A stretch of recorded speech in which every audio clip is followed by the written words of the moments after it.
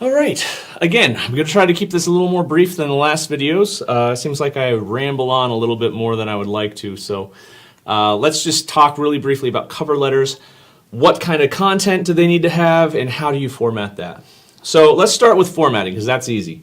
Whenever you're formatting a cover letter, you want to stick with block formatting. All right. Block format means single spaced, skip a space between paragraphs. All right. That means that you don't have indentations, no indentations. Left align. Okay. That means that you're going to want to keep 1-inch margins all the way around. You want to keep it pretty standard. Okay, so we're talking single space, left align, double space in between paragraphs. Okay. Whenever you're talking about that, that means your letter is going to basically fall under this format. So you're going to have your address block.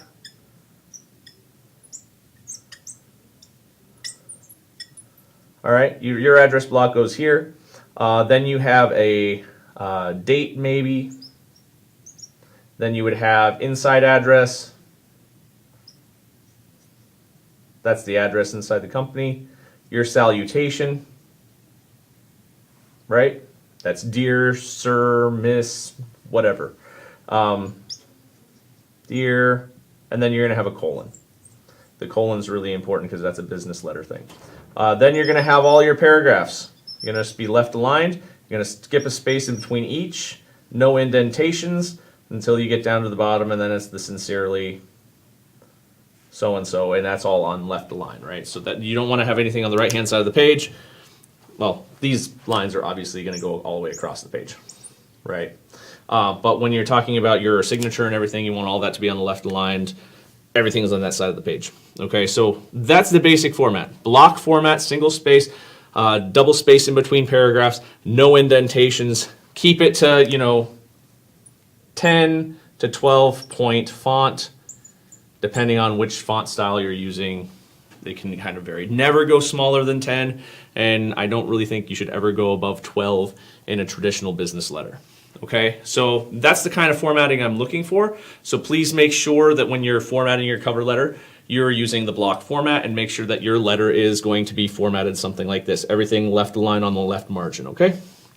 So now we start talking about content. What kind of content do I need?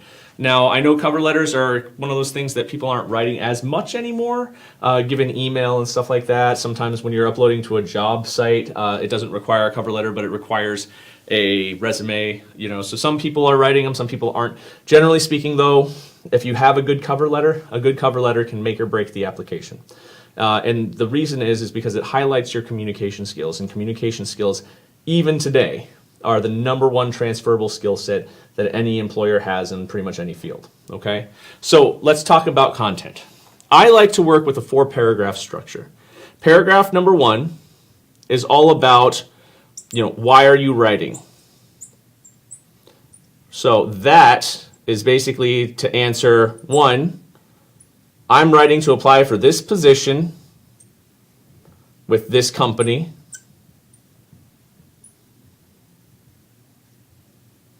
Because I have the skills that are advertised. All right? That's the introduction. Paragraph number 2 is all about your experience. All right? Be specific. Provide statistics if you can.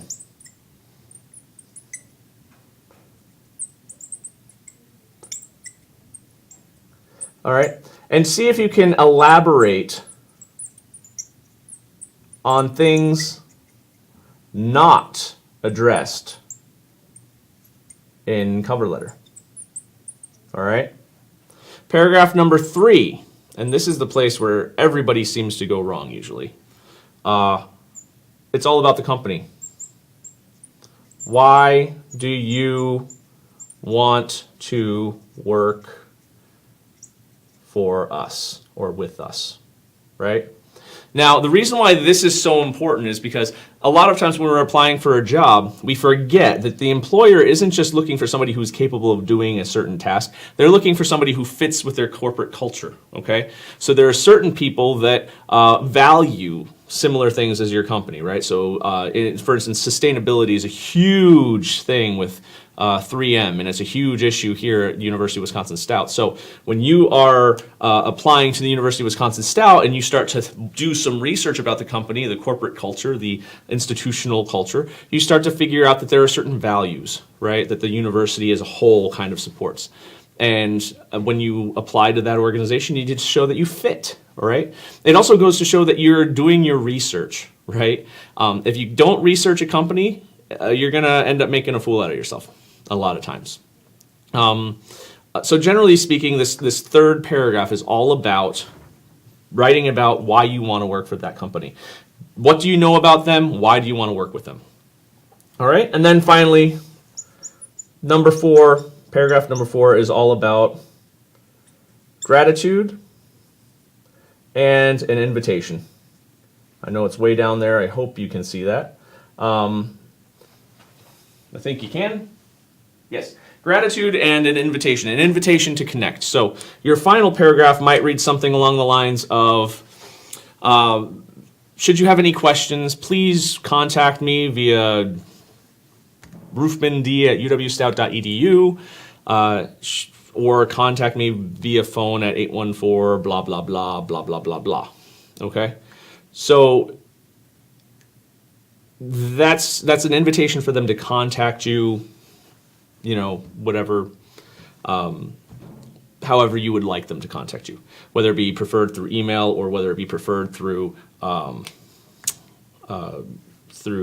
telephone or however else. So make sure that you have that invitation there, and make sure that you say thank you. Paragraph number 4, the number one way to kill it is to not say thank you, because it means that you're not appreciative of the time. As somebody who's been on both sides of the job search, right? As somebody who's applying as an employee, applying for a company, and then somebody who's been on the hiring side of things. Since I've been here at Stout, I've been on 7 or 8 hiring committees for my department and other places in the university. And I can tell you, when we have an application, we have a posted job posting, right? And we have maybe 300 applicants for it. And that's usually on the low end for some of these positions.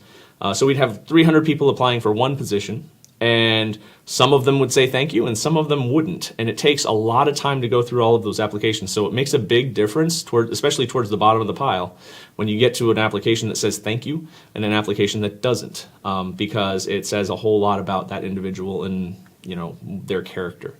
So make sure that you express your gratitude. Make sure you say thank you in advance for your time and consideration. Should you have any other questions, please contact me here. I look forward to hearing from you soon. Something along those lines. And then you could sign sincerely, leave some space to sign your name at the bottom, and then your letter's complete. So in kind of a summation, just to kind of sum it up, paragraph 1, why are you writing this letter? I'm writing this letter in regards to this position, right? I usually phrase it like this. Please consider this letter of application and the supporting documentation as my indication of my sincere interest in the English professorship at the University of Wisconsin Stout. This position would allow me to utilize my experience with applied linguistics, rhetoric, and composition studies, something along those lines. Then I move on down here. Paragraph 2, what's my experience? Over the past 10 years, I have taught at 3 different universities, usually teaching technical and professional communication, as well as creative writing and first-year composition courses.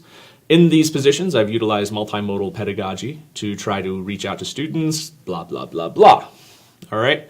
I can provide statistics. I hosted a conference here, and so if you wanted to talk about numbers and business, numbers speak, right? So you can say, I organized a national conference at the University of Wisconsin Stout in 2015. That generated $86,000 of revenue for the university, including $20,000 for the Department of English and Philosophy. All right, those are the actual statistics from that conference.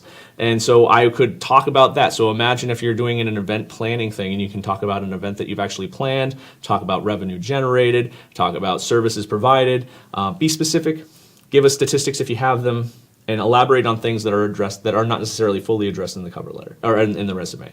In the resume, I talk about, I hosted a computers and writing conference at the University of Wisconsin-Stout in 2015, but I don't include all the numbers because there's not enough space or not enough time, or that's not exactly the place to do that. Okay? You go to paragraph number 3. Why do you want to work for us? Why do you want to work for this institution? Well, this institution has a polytechnic model that's compatible with my personal teaching style, right? My own personal teaching philosophy.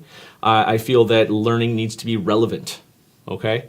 So that's what I believe, and that's Stout's polytechnic model basically for you. So applied learning, a model of applied learning, applied pedagogy, that's what I'm all about.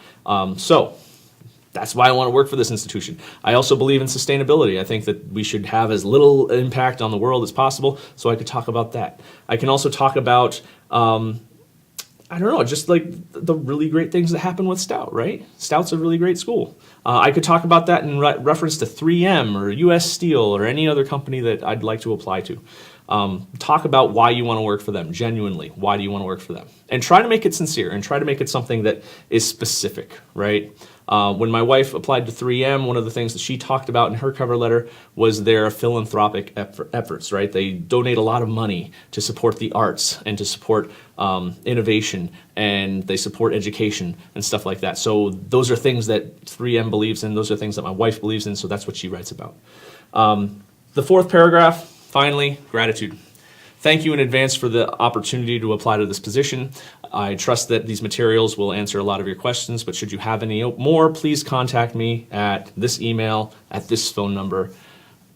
Again, I look forward to hearing from you soon. Sincerely, Daniel Roofman. So that's basically how you write a cover letter, and that's the basic content that you can kind of follow along with. If you have any questions about that, let me know. This is a starting point, all right? So generally speaking, everybody's going to come up with what works for them. Some of you might have 3 paragraphs. Some of you might have have 2 paragraphs. Some of you might have 6 paragraphs. However you want to do it. You want to try to keep the cover letter to 1 page. That's pretty universal. Try not to go over to that that second page if you can, because less is more. Essentially, you want to be concise. You want to be direct. You want to be specific. So go ahead and try to write that cover letter, 1 page. Focus on this content to start with. Depending on your writing style, some of you, like I said, might have 3 paragraphs. But you can fold in maybe some of this information with this information, and you can kind of bring some things together. The important thing is that you talk about why you're writing, your experiences that match well with this position, what matches you well with the company, and express thanks. All right? So if you can do all those things, you're on your way to having an effective cover letter. If you have any questions, again, let me know.